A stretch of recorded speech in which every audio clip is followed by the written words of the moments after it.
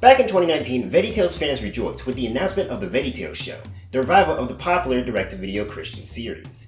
The show was created through the partnership of NBC Universal and the Trinity Broadcasting Network, and set to release on TBN's new app, Yippee TV. The show looked very promising, with the return of the classic designs, a stronger focus on Christian values, and the involvement of the original creators, Phil and Mike. I gave my first impression of the show back in 2020, when only 3 episodes were out. I wouldn't recommend watching that video, but my general conclusion was that the show was a step in the right direction, but it had a lot of room for improvement. In the 2 years since then, the show has completed its first season, and now I felt it was a good time to see where the show succeeded and where it faltered. The show revolves around Bob and Larry putting on shows in Mr. Nether's theater to try to help kids with their problems. The intent of the show was to succeed where the previous show failed, and teach kids Christianity. For the most part, I think they succeeded. I will say though, the lessons do feel a little heavy-handed at times. As I was watching, I noticed each episode felt very formulaic.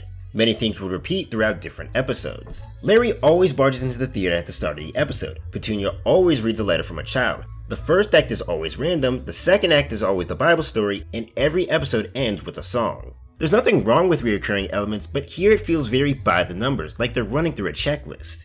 The 22-minute runtime the show adopted doesn't help either, as it feels like they're trying to cram everything in. The classic show did follow a format, but it did so very loosely. Things would change from episode to episode. They may have 2 stories in an episode, they may have 1. You might get a silly song with Larry, or no silly song at all. Each episode felt unique, and the lack of a time limit allowed them to be flexible with the show and not have the episodes feel cramped. I'm also not a fan of the show exclusively taking place in a theater. I'd much rather the show take place in the world of the stories, much like the classic series. With the stage aesthetic, I find it very hard to get immersed in the story. The simplistic sets, costumes, and the frequent breaking of character make me painfully aware that these are characters playing other characters. If they only did this for 1 episode, I wouldn't mind it, but it's a majority of the episodes and I find it so restrictive. The Larry Boy episodes are a nice change of pace, but they have their own set of issues. Visually, the show looks alright. The character models have all been updated since their last appearance, and honestly, this is probably the best they've ever looked. What really bothers me is the sets. They all feel pretty low effort and simple. I can understand the simple sets in the context of the stage show, but it also extends to other parts of the theater and the Larry Boy episodes. Not to mention, a lot of the props used are either recycled from past Veggietale episodes or don't fit the style of the show. The lighting and shadow effects also bug me. They just look too realistic and don't fit the style in my opinion. The animation for the most part is okay, although it feels unrefined. You'll often see characters or props move in strange ways, and at many times they feel weightless and rigid. Squash and stretch, a key principle of animation and something that was very prominent in the classic series, is hardly used here. Look at this scene from the Ballad of Little Joe. Notice how when Joe hits the floor, his body compresses and stretches outward before retracting back to normal. Now take a look at a similar scene from Samson's Bad Hair Day. Daniel simply drops to the floor. His body doesn't bend or contort in any way. There are also a handful of animation errors. Some I completely understand how they could have happened, and others just feel like someone got lazy.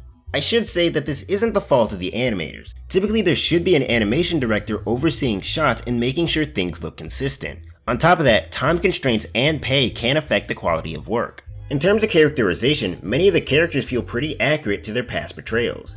Not like they were that developed to begin with. Most of the time they would just appear to make the same jokes over and over again. Characters like Podgrape and Petunia are used more often as teaching figures, which is a pretty good use of their characters. The only characters I have a problem with are Bob and Larry. I mentioned this in my first review, but Bob feels wildly immature compared to how he was in the classic series.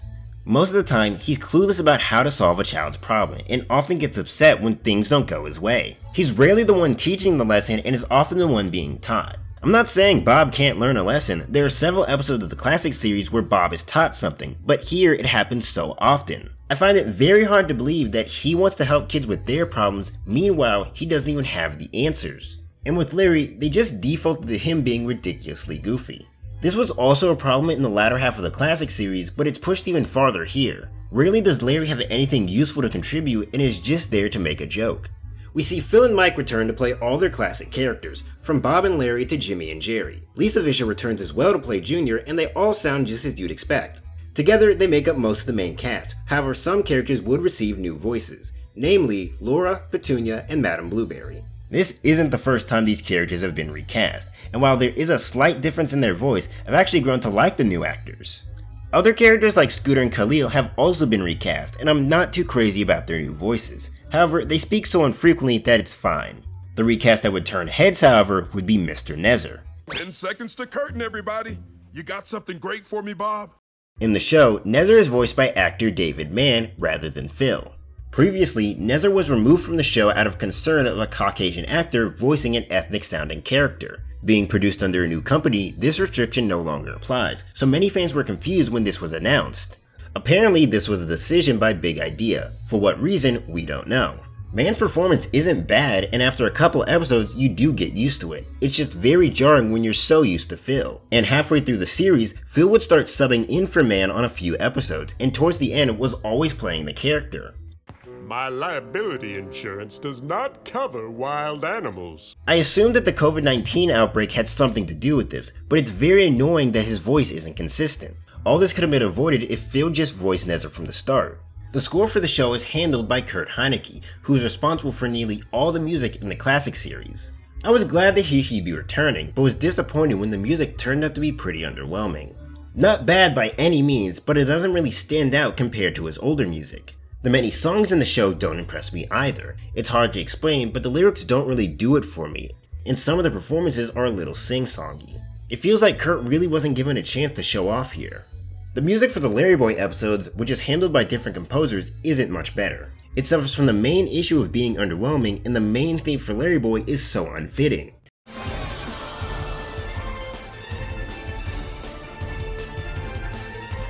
The theme for the League of Incredible Vegetables is even worse, just being a roll call of the heroes over synthy music. The League of Incredible Vegetables, Incredible Vegetables.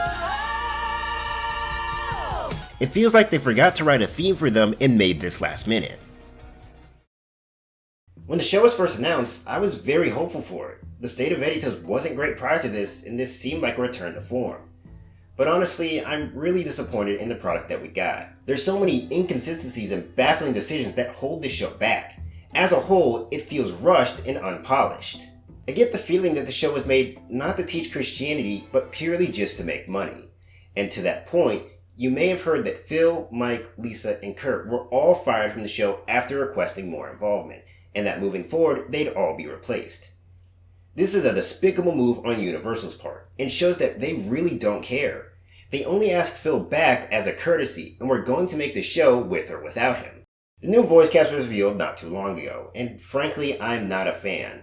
No offense to the actors, they're just doing their job, but it just sucks that Universal would rather replace everyone than give the creators more involvement. Legally speaking, they can do whatever they want, it's their IP. But since this is the route that they've taken, I can't say that I'll be supporting the franchise moving forward. I am aware that when it comes to Veggietales, I do have a couple biases. I do have nostalgia for the classic series, and it's very possible that that has clouded my judgment of this show. Not to mention, I am no longer part of the target demographic, and it's very likely that the kids watching this show will not notice any of the flaws that I've pointed out. What are your thoughts on the Veggietales show? Did you like it? Hate it? Feel indifferent about it? I'd be very interested to hear what you have to say about it.